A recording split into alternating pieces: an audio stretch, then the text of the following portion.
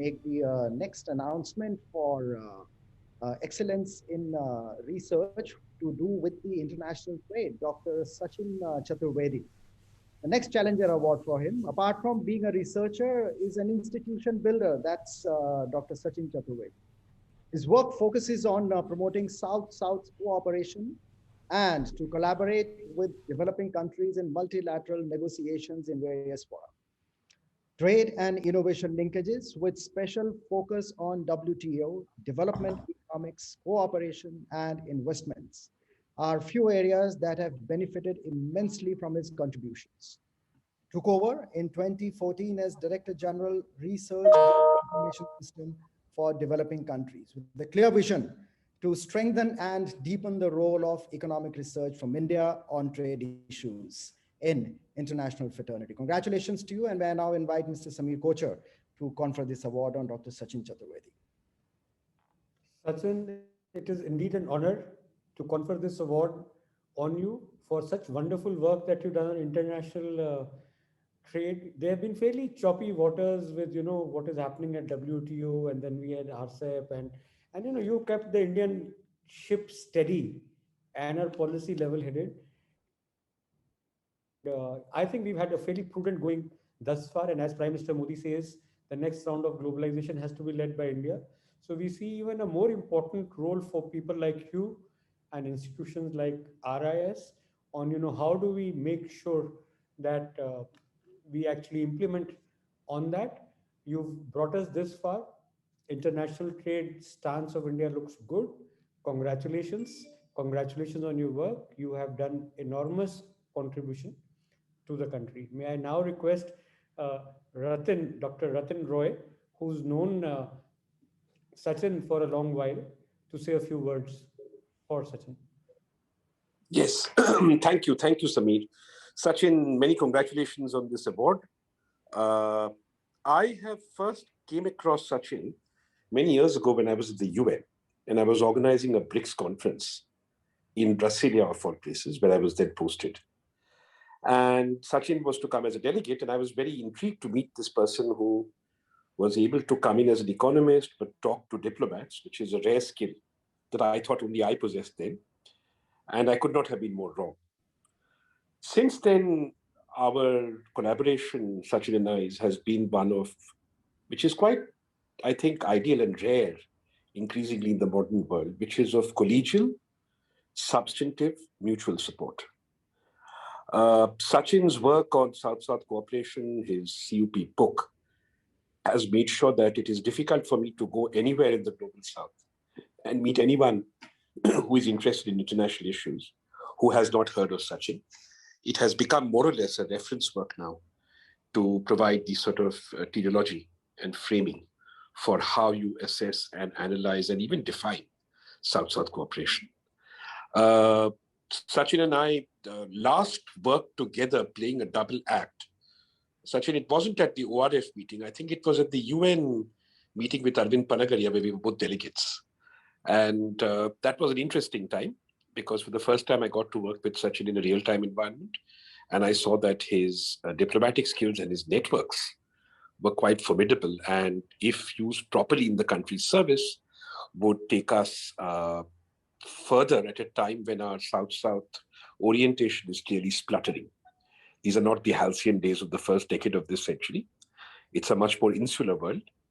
And we seem to spend more time dealing with the Quad than on South-South cooperation. But Sachin has also provided a way out there, which the government has embraced, which is to go back to our traditional strengths, science and technology, and convening of Southern institutions and voices in partnership and collaboration across multilateral events. That is essentially what NEST does and what FIDC does, both institutions that have been fostered by Sachin, and does very effectively. So now there is institutional recognition of these processes across the Southern globe and also in those parts of the North that deal with the South. The science and technology work is something that is so important and so ignored that I think the country would have been much, much poorer today, both in its international diplomacy and in its scientific collaborations, with consequent results on God knows what, including the vaccine, if Sachin had not persistently insisted that RIS's agenda goes beyond the narrow trade mandate and embraces science and technology in all its dimensions, from organic medicines to very high-tech stuff in IT, manufacturing processes, etc. You will notice, in conclusion, that I have not mentioned trade, because the stock in trade of RIS, Sachin managed admirably. And RIS continues to be, I think, the most respected partner, not just of MEA, which set it up, but very importantly of the Ministry of Commerce. He has handled thorny issues on which I've differed with him, such as bilateral trade pacts, but he has handled them in a way that I think every voice in India and every cadence on that issue, which have been involved with intimately with him, has had its say, thereby enabling government to take an informed decision, which is, as Shekhar was saying, something that is very, very important in the soft role that think tanks play. And Sachin has done that effectively in trade, but I wanted to highlight that he has done so much more in the area of political economy, South-South cooperation, science and technology, and institution building, that I look forward to his continued growth and evolution on the Indian think tank landscape and beyond. Thank you. Thank you. Thanks, Ratan. Thanks, Dr. Samir Kochar. Thanks, Gulshan, Dr. Shah, Rajat, Deepshikha. It's a great pleasure to be together this morning. And as Dr. Shah very rightly said, this is getting together of the think tanks. The community couple of years back had a sort of competition and race, and I think with heads like Rajat and Ratin himself and Dr. Shekhar Shah, I think more complementarities have been explored and have gone beyond one event of budget-based discussion among 5 institutions. I think all of us have explored many contours of our collective participation and contributing to national narrative making, particularly of India's growth and the trajectories that we need to traverse on. And that, I think, has contributed in terms of how things are. And the kind of academic twist that Soumya has brought to a bank like SBI, never before it was witnessed. And since I joined the RBI board, I have been seeing the excellent work that Soumya is bringing on table, and also in terms of the nature of analysis that we need from public sector banks. So I think it's a great community that has come together. Everybody is contributing in their own niche areas, but I think overall connect with the wider growth issues and possibilities are extremely important. With Ratin, I have enjoyed very special partnership between NIPFP and RIS, particularly in the field of Sustainable Development Goals, SDGs. And it required, people may not believe now, but it required a lot of efforts on part of RIS to persuade PMO to give the task to Niti. And at that point with somebody like Sujata Mehta, we worked so closely to get that mandate to Niti. And once it was done, Ratin played an extremely important role in capturing the financing contour of India's Sustainable Development Goals program.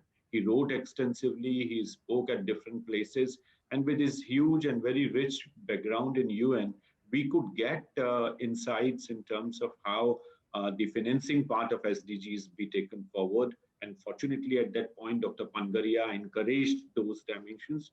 So when the first report came out, and Ratin, you would recall India's first VNR when it was presented in New York, the inputs were from NIPFP and RIS. And Dr. Pangaria acknowledged it in so many words when Hardeep Puri was chairing the session in UN in New York. So it was a great fun, it was a great contribution.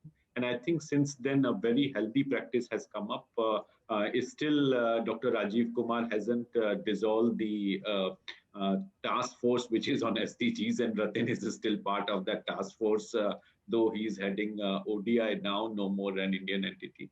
But I think Ratin has not been seen as somebody outsider, and that shows the close connect think tank community could establish in last 6 years. And I think, as Samir very rightly said, the credit goes to the Prime Minister who has invited out of box ideas. And I think the openness and communicative channels that have been opened with think tanks is simply amazing. And I think huge possibilities and avenues for think tanks to contribute. I'm extremely thankful to Scotch Foundation and Samir in particular for thinking of this and engaging us.